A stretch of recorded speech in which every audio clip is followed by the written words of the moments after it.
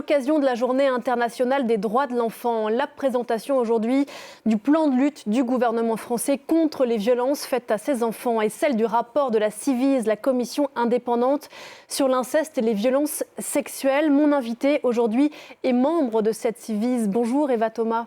Bonjour. Merci beaucoup d'être sur ce plateau. Ce matin, vous êtes fondatrice de l'association SOS Inceste. Vous êtes lanceuse d'alerte. Vous avez été la première ici en France à avoir publiquement dénoncé l'inceste dont vous avez été victime. C'est en 1986. C'est vous sur cette photo. C'était sur un plateau de télévision dans une émission très célèbre à l'époque. Vous aviez 44 ans. Vous avez été violée par votre père alors que vous aviez 15 ans. C'était 30 ans avant cette émission. Dans cette France du milieu des années 80, c'est peu dire qu'autour de ce sujet, il y avait une chape de plomb. Qu'est-ce qui vous a poussé à parler ce jour-là ? Alors, ce qui m'a poussée, c'est de rencontrer dans mon travail de rééducatrice une petite fille de 7 ans qui était violée par son père et qui me l'a dit. Et elle était terrorisée, c'était évident qu'elle ne mentait pas. Et donc, elle était sous la protection de la sauvegarde de l'enfance. Et à cette époque-là, donc, je suis allée les voir en disant « il faut protéger cette petite fille, on ne peut pas la laisser comme ça, il faut qu'elle n'aille plus chez son père et tout ça ». Et je me suis retrouvée devant un groupe de travailleurs sociaux, de psy et tout ça, qui m'ont dit « mais vous n'y pensez pas, les enfants mentent, on ne peut pas les croire, etc. » Et à ce moment-là, il y a une espèce de rage folle qui est montée en moi. Je me suis dit « bon, il faut faire quelque chose » et j'ai commencé à écrire mon histoire. J'ai mis 2 ans et demi à peu près à écrire Le viol du silence et à trouver un éditeur et tout. Et après, j'avais créé déjà l'association SOS Inceste. Et depuis, je me bats pour protéger les enfants. Pour la protéger, elle, et protéger tous les autres enfants, il fallait que vous parliez ce jour-là. Absolument, il fallait que quelqu'un commence, quoi. Parce que j'imaginais bien que j'étais toute seule, mais que j'étais pas toute seule et que je n'avais pas trouvé de livre, de témoignages, etc. Et ça a été le début d'un très long travail pour briser le déni de la société sur ces sujets. Pour donner juste un exemple de l'ampleur du déni à l'époque, le psy que vous avez consulté vous a dit à l'époque, quand vous lui avez raconté ce qui vous est arrivé, vous avez eu une belle histoire d'amour avec votre père, vous devriez être contente de l'avoir vécu. Oui, tout à fait. Dans un groupe de thérapie, en plus il a fait dire à tous ces gens qui étaient là que j'avais vécu une belle histoire d'amour et en gommant totalement la violence, quoi. Votre témoignage en 1986 a bouleversé l'opinion publique. C'était donc la première fois que quelqu'un témoignait à visage découvert, comme on dit. Pourtant, pendant des années après cette émission, vous dites que vous avez prêché dans le désert, notamment avec votre association. Malgré les centaines, milliers de témoignages que vous recevez, vous dites que vous avez même dû faire une formation de clown, c'est très sérieux, pour arriver à savoir quoi répondre devant la folie de ce qu'on vous racontait. Ben oui, parce que...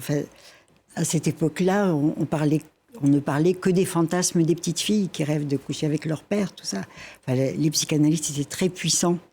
Et avec la théorie freudienne, qui est un vrai mensonge sur le sujet, sur ce sujet-là précisément. Et donc, pour avoir de la répartie, pour me sentir à l'aise, etc., la meilleure formation, je crois que c'était une formation de clown, parce que ça donne un regard décalé. Et du coup, on trouve les bonnes réponses. Sur une affaire qu'est l'inceste, vous dites que c'est une affaire de vie ou de mort. Tout à fait. Les victimes d'inceste font des tentatives de suicide à répétition parce qu'on ne les écoute pas. C'est une violence inouïe, quoi. Quand votre père, qui est votre protecteur attitré, qui est quelquefois et souvent un bon père, un gentil père, et du jour au lendemain devient le loup qui vous agresse et qui vous détruit. Selon le rapport de la Ciivise, la commission indépendante sur l'inceste et les violences sexuelles, dont vous êtes membre, 160 000 enfants sont victimes de violences sexuelles chaque année en France. Autrement dit, c'est un enfant agressé en France toutes les 3 minutes. Beaucoup de choses ont été faites depuis 40 ans, on en parle beaucoup ces dernières années, les témoignages se multiplient. On a l'impression quand même que la société n'arrive toujours pas à protéger ses enfants. Je crois que c'est tellement innommable, c'est tellement violent, ça renvoie aux personnes des images insupportables et on a tout de suite envie d'oublier ça. quoi.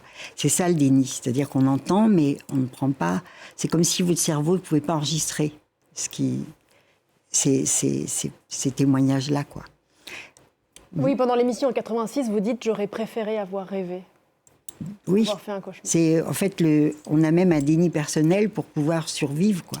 Et il y a un phénomène d'amnésie traumatique qui fait que pour pouvoir survivre, la mémoire se cache, j'allais dire, dans le cerveau, la mémoire des faits. Et c'est souvent quand les personnes ont organisé leur vie, sont déjà parents, etc., que des flashs reviennent, que la réalité revient, et que là, à ce moment-là, on est obligé de se confronter à la vérité de ce qu'on a vécu.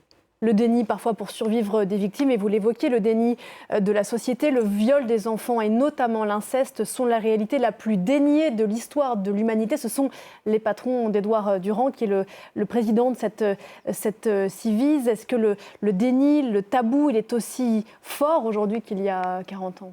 Non, parce que depuis 40 ans, justement, il y a eu beaucoup de témoignages et les éditeurs ont accepté, en fait, de prendre ces récits de vie. Et ça montre que la vie est totalement impactée et que c'est très difficile. C'est de la survie jusqu'au moment où on retrouve toute la mémoire et on peut être écouté et entendu, surtout, dans toute la violence qu'on a vécue. On a beaucoup parlé ces dernières semaines d'un très beau texte qui a eu le prix Femina, qui s'appelle Triste tigre de Neige Sino. Et vous dites que vous lisez tous les récits à propos d'inceste en vous disant ça y est, cette personne qui a écrit, elle s'est sauvée, ou elle est sauvée. Elle est sauvée parce que, en fait, il faut pouvoir assumer socialement son histoire et son récit. Parce que, bon, les endroits de thérapie, etc., c'est encore des endroits de secret. Et je pense que pour pouvoir être vivante, entière, il faut pouvoir l'assumer socialement, en disant j'ai vécu ça, mais je me bats pour avoir une belle vie. Et encore faut-il aussi, et ça vous le racontez très bien, avoir accès à la vérité. Vous y avez eu accès parce que votre père, qui est aujourd'hui, qui est décédé depuis un moment, mais vous avez écrit une lettre dans laquelle il a avoué d'une certaine façon ce qu'il vous avait fait. Sans vérité, il n'y a pas de reconstruction possible. C'est exactement ça. Il faut retrouver sa vérité, pouvoir la faire entendre par les autres.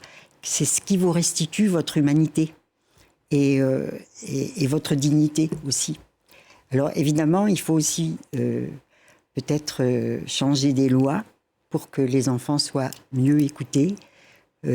Bon, c'est un énorme travail. Il y a beaucoup de... Alors, on a fait 82 préconisations. Bon, le travail de la Ciivise, c'est un énorme bilan de 700 pages, 750 pages. 3 ans de travail. Ouais. Et c'est un travail considérable, fait par tout un groupe de personnes, une trentaine de personnes. Et puis, tous ceux qui ont été invités, tous les spécialistes, les experts, etc. Donc c'est un travail à la fois d'écoute de la parole des victimes et de réflexion avec les experts. Et c'est ce mélange des deux, de toutes ces connaissances, qui a fabriqué le bilan. Et parmi les recommandations de la Ciivise, dont il sera question aujourd'hui, il y a l'extension de la notion d'inceste aux cousins, parce qu'on parle des pères, mais malheureusement, l'inceste n'est pas que pratiqué par les pères. Et puis il y a aussi une question très importante qui est l'imprescriptibilité des violences sexuelles sur les mineurs. Aujourd'hui, on peut porter plainte 30 ans après avoir atteint l'âge de la majorité, c'est-à-dire concrètement jusqu'à 48 ans. Je crois que vous avez changé d'avis sur cette question. Pourquoi ? J'ai changé d'avis parce que l'imprescriptibilité, c'était pour les crimes contre l'humanité. Et je me disais, bon, c'est vraiment quelque chose d'exceptionnel. Mais je pense que c'est nécessaire maintenant parce que maintenant on sait que le fonctionnement du cerveau, la mémoire se réveille à des moments très différents pour certaines victimes. Moi, j'ai eu la chance d'être agressée seulement à 15 ans. La chance. Oui, parce que plus on est agressé jeune, et plus l'impact, je pense, est compliqué parce que le cerveau n'est pas complètement terminé. Et j'ai eu la chance parce que justement, j'avais 15 ans, j'étais construite, j'avais eu une belle enfance et ça m'a construit. Et alors que quand ça se passe à 6 ou 7 ans, vous imaginez, le désastre pour la suite de la vie, quoi. Donc, et puis s'il y a une limite d'âge et que la personne retrouve la mémoire juste après, bon, c'est une sorte d'inégalité des citoyens face à une loi et qui peut vous aider parce que l'éclairage de la loi est totalement nécessaire. Il faut parler de ces histoires-là avec les mots du droit. C'est d'abord une question de droit humain bafoué. C'est pas une maladie, l'inceste. Ça fait 37 ans que je dis ça, parce que c'est vraiment une question de droit humain. D'ailleurs, on parlait de la vérité. La vérité, elle passe aussi par ce chemin judiciaire. Évidemment, il est aussi très urgent, et là encore, il en est souvent question dans l'actualité, de protéger les mères qui dénoncent les violences et qui se retrouvent elles-mêmes parfois judiciarisées. Oui, attaquées en justice. Dans des circonstances de vie terribles. Oui. Dans toutes les villes où la Ciivise est allée écouter les victimes d'inceste, des mères qui sont attaquées par la justice pour non-présentation de leur enfant, celles qui veulent protéger leur enfant. Et qui ne veulent pas les rendre au père. Oui, à l'agresseur. Elles sont attaquées en justice. Et ça, c'est totalement invraisemblable, quoi. Parce que l'enfant a besoin de sa mère, justement pour être protégé, quand le père l'a agressé. Et alors, si on enlève à la mère ses enfants, qu'est-ce qu'on fait? On ne protège pas du tout l'enfant en faisant ça, quoi. Il faut savoir, il faut choisir. Soit on protège l'enfant, soit on protège les prédateurs. Il faut choisir. La société doit choisir et doit trouver les moyens judiciaires, de soins, etc., pour que ça ne se reproduise pas. Vous avez fait, vous l'avez dit, plusieurs dizaines de recommandations. Est-ce que vous avez l'impression que le gouvernement, Elisabeth Borne en parlera aujourd'hui, vous a entendu?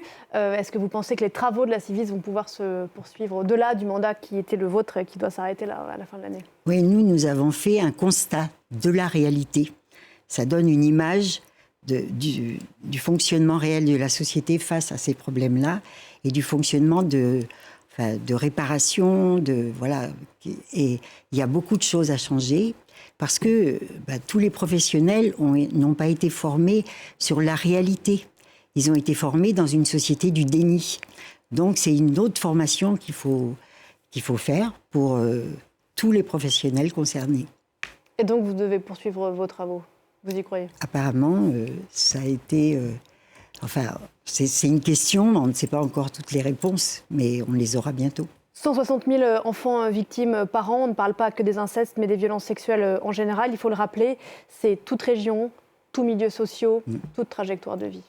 Il y en a dans tous les milieux. Et ça, on le sait depuis 1986, parce qu'à SOS Inceste, on voyait bien que les personnes qui appelaient étaient de milieux sociaux très, très différents, déjà. Merci beaucoup. Merci beaucoup Eva Thomas d'être venue ce matin sur le plateau de Paris Direct. 37 ans de militantisme et donc ce rapport publié aujourd'hui par la Ciivise, la commission indépendante sur l'inceste et les violences sexuelles. Merci encore. On se retrouve juste après la pause pour la suite de Paris Direct avec Damien Coquet. On reprend le fil de l'actualité internationale. À tout de suite.